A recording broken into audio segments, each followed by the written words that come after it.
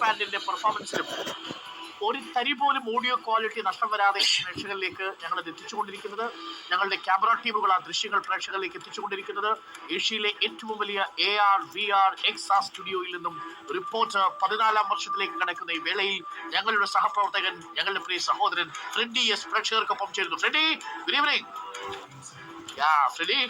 ഫ്രെഡിയുടെ ഉള്ളിൽ ഇങ്ങനെ ഒരു പാട്ടുകാരനുണ്ടെന്ന് ഇന്ന് വൈകുന്നേരം 3:30 മണിക്കാണ് നമ്മളെല്ലാവരും അറിയുന്നത്. ഫ്രെഡി പാടാറുണ്ടായിരുന്നോ നാട്ടില്? കേൾക്കുന്നില്ല. ഫ്രെഡിയുടെ ഓടി വെച്ചിട്ട് ഫ്രെഡി വന്നപ്പോ ശബ്ദം പോയോ? അല്ല,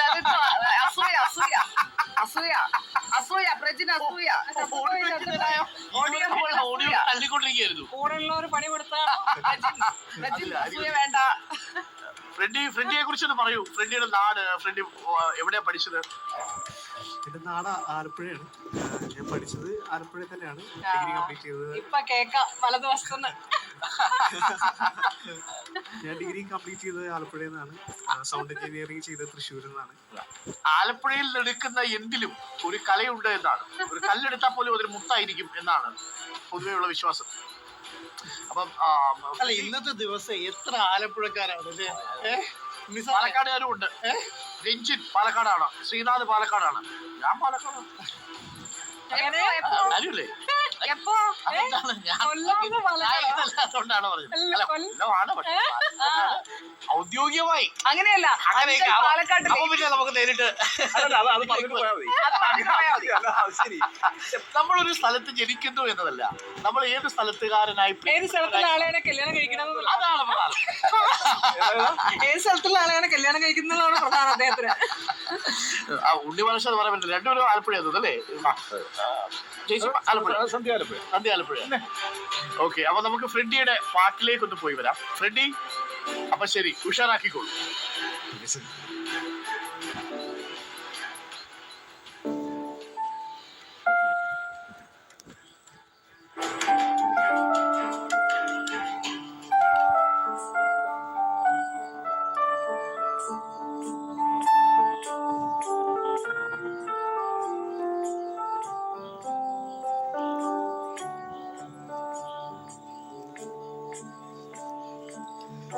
വഴിയോരങ്ങൾ തോറും തണലായി പടച്ചില്ല നീ,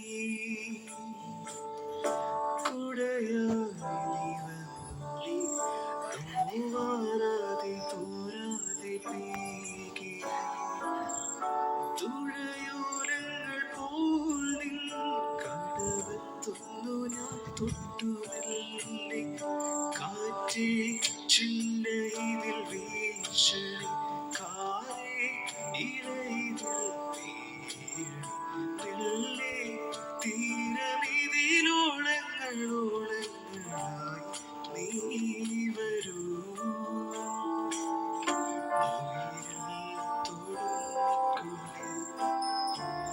ഉയരായിടും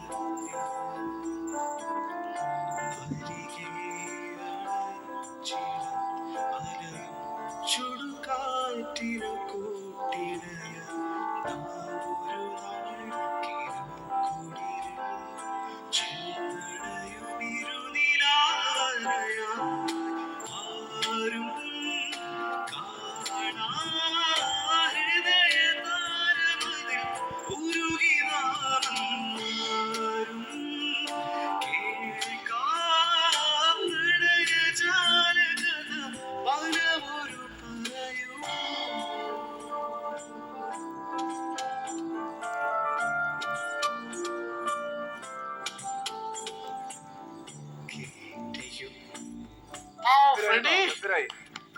പറയൂ.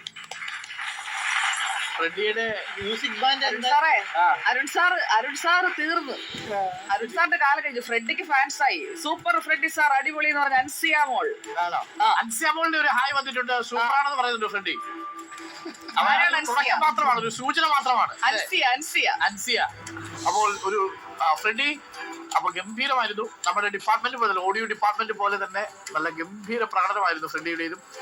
ഫ്രെഡി ഇതിനു മുമ്പ് സ്റ്റേജിൽ പെർഫോം ചെയ്തിട്ടുണ്ടോ?